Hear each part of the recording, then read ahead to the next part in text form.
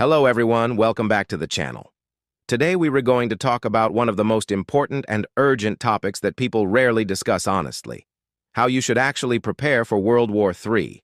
This isn't about fear-mongering or sensationalism, but about understanding the real steps you can take right now to be ready for a world that could change overnight. Most of the advice you hear online is either too vague, too unrealistic, or designed to scare you into buying things you don't need.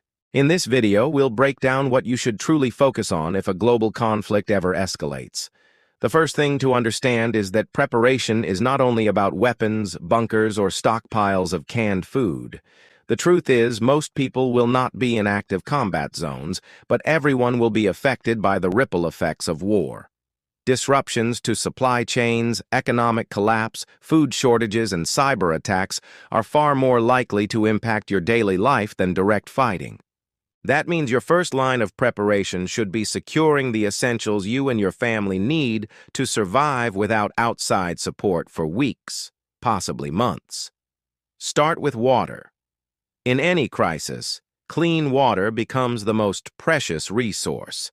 Most people think food comes first, but the human body can survive far longer without eating than it can without drinking. You should store bottled water or invest in water filtration systems that don't rely on electricity. Portable filters, purification tablets, or even old-school boiling methods should be part of your knowledge base.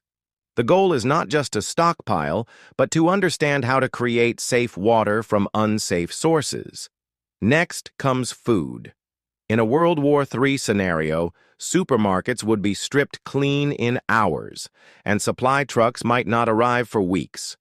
Your preparation should include long-lasting, non-perishable items like rice, beans, oats, pasta, powdered milk, and canned vegetables or meat. Freeze-dried meals are also an option if you can afford them.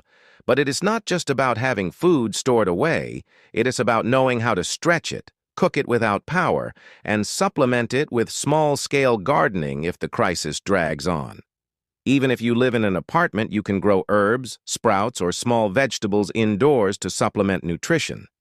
Another overlooked aspect is energy. In modern life, we are completely dependent on electricity, but in wartime, blackouts, grid failures, and fuel shortages will be the norm. That means having alternative ways to generate and conserve energy is critical. Solar chargers for small devices, battery banks, candles, and fuel-efficient cooking systems should be considered.